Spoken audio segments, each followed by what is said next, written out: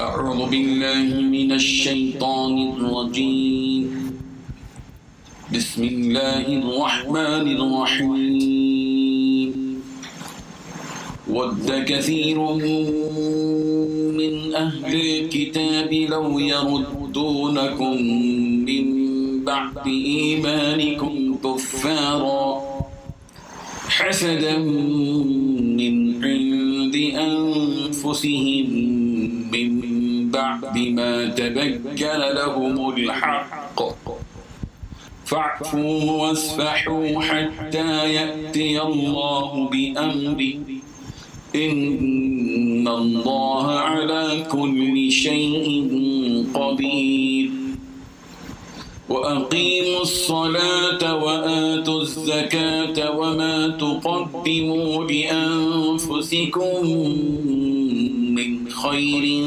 تجدوه عند الله إن الله بما تعملون بصير صدق الله العظيم. حاضرین و ناظرین، یہ سورہ بقرہ کی دو آیتیں ہیں، آیت نمبر 109 اور 110، 109 اور 110۔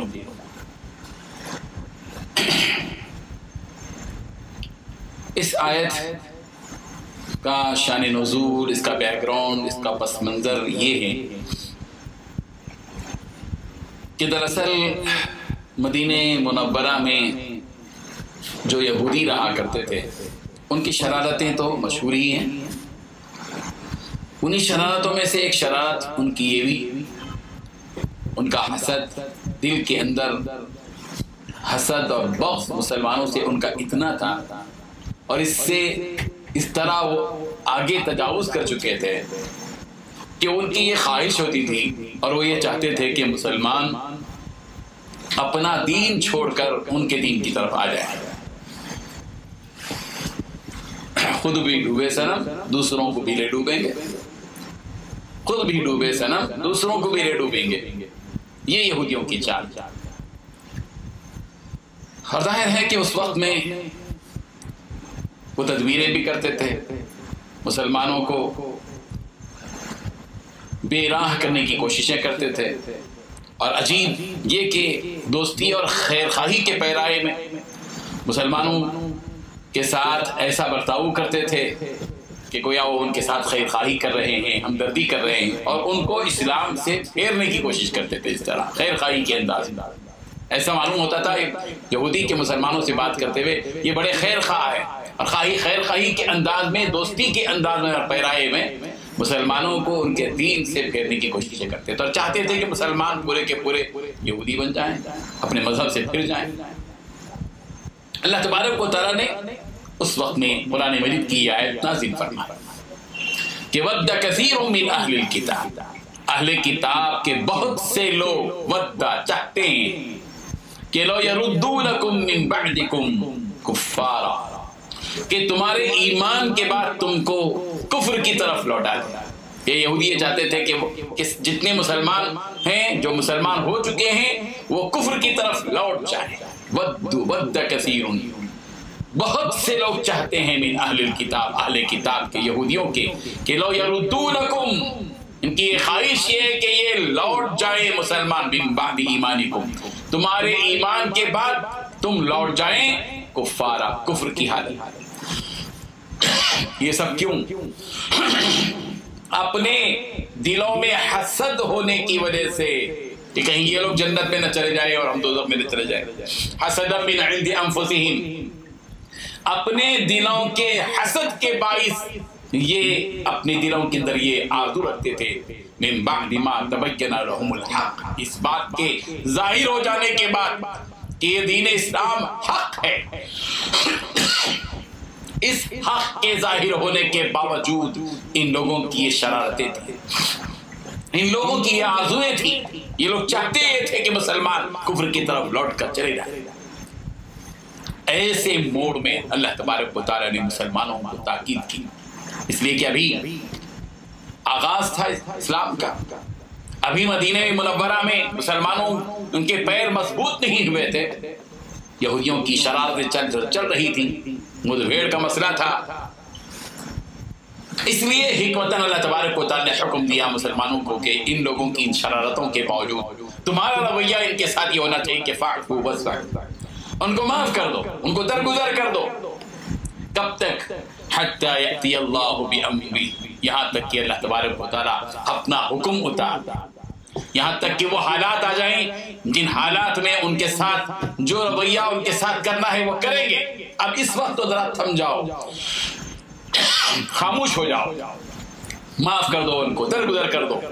حتیٰ یہاں تک کہ یأتی اللہ بأمری، اللہ تعالیٰ کو یہ حکم اور تم تک اتار دے، کوئی حالات آ جائے.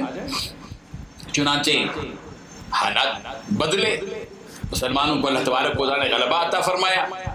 اور یہودیوں کے جو 2 قبیلے تھے ان میں ایک بنی نذیر تھا.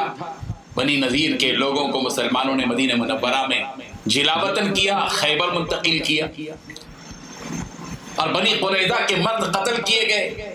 رسوائی ہوئی ان کی. جن یہودیوں نے مسلمانوں کے بارے میں یہ سوچا تھا کہ مسلمان اپنے دین کو چھوڑ کر کفر کی طرف چلے جائیں، اللہ تبارک و تعالیٰ نے ان یہودیوں کی خباثت، ان کی شرارتوں کی سزا ان کو یہ دی کہ مدینہ منورہ میں ذلیل رسوا. ان اللہ علی کل شیء قدیر، اللہ فرمانے کہ بے شک اللہ تبارک و تعالیٰ ہر چیز پر قدرت اور طاقت رکھتا ہے. اوپر کو جو عروج پر ہے اس کو زوال، اور جو زوال میں ہے اس کو عروج عطا کر سکتا ہے. اسی لیے اللہ آگے فرمایا، مسلمانوں کو تاکید فرمائی کہ جب تم کو اللہ نے یہ موقع عطا فرمایا اور تم کو غلبہ مل رہا ہے، اب اقیموا الصلاۃ وآتوا الزکاۃ، نماز کو قائم کرو، زکوٰۃ ادا کرو. وما تقدموا لانفسکم من خیر تجدوہ عند اللہ، اور جو تم نماز پڑھ رہے ہو، جو تم زکوٰۃ دے رہے ہو، جو کچھ کے نیک عمل تم کر رہے ہو، یاد رکھو کہ وما تقدموا لانفسکم، اپنے لیے جو تم بھیج رہے ہو، پیش کر رہے ہو، بھیج رہے ہو، من خیر، بڑی چیز، یعنی جو بھی نیک کام اللہ کی بارگاہ میں تم اپنی آخرت کے لیے بھیج رہے ہو، تجدوہ عند اللہ، اس کا اجر، اس کا ثواب تم اللہ کے ہاں پاؤ گے.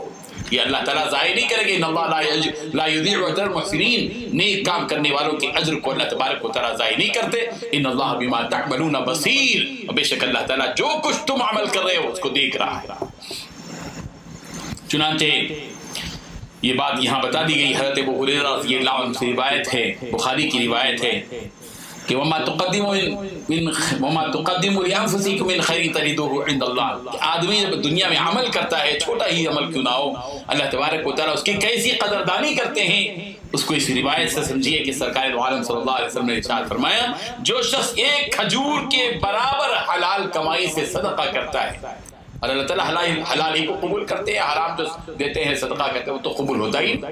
جو کوئی بندہ اللہ کی راہ میں ایک کھجور صدقہ کرتا ہے، اللہ تبارک و تعالیٰ سب سے پہلے تو اس کھجور کو قبول فرماتے ہیں اور پھر اس کی تربیت فرماتے ہیں، اس کو بڑھاتے رہتے ہیں. جیسے سرکار نے مثال دی، جیسے تم گھوڑے کو کے بچے کی تربیت کرتے ہو، اس کو پالتے ہو، اس کی پرورش کرتے ہو، اور گھوڑے کا بچہ جیسے ایک زمانے کے بعد گھوڑا بن جاتا ہے، ویسے ہی ہم اس کھجور کو جو اللہ کی راہ میں دیا گیا ہم پالتے ہیں، بڑا کرتے ہیں، یہاں تک کہ وہ پہاڑ کے برابر ہو جاتا ہے. اللہ اکبر. خوش نصیب ہے وہ لوگ جو اللہ کی راہ میں اپنا حلال مال خرچ کرتے ہیں، اور پتہ نہیں اللہ کے ہاں وہ کتنے پہاڑوں کے برابر ہوں گے.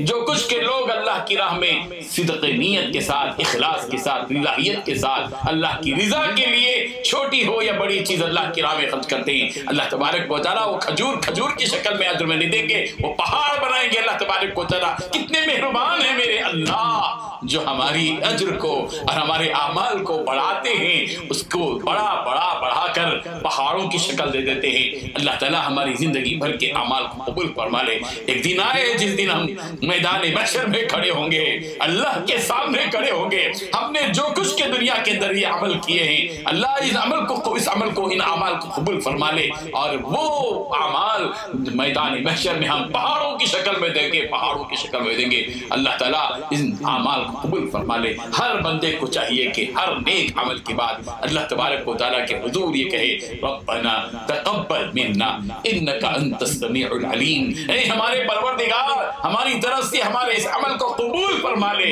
انک انت السمیع العلیم، آپ سننے والے بھی ہیں، جاننے والے بھی ہیں، وتب علینا انک انت التواب الرحیم۔ مولا اس عمل کے دوران اگر کوئی خطا، لغزش، گناہ، کوئی غلطی ہو گئی ہو تو معاف کر دیجیے، آپ تو توبہ کو قبول کرنے والے اور رحم کرنے والے ہیں۔ اللہ تعالیٰ عمل کی توفیق عطا فرمائے۔ وآخر دعوانا الحمد للہ رب العالمین۔ لا إله إلا الله لا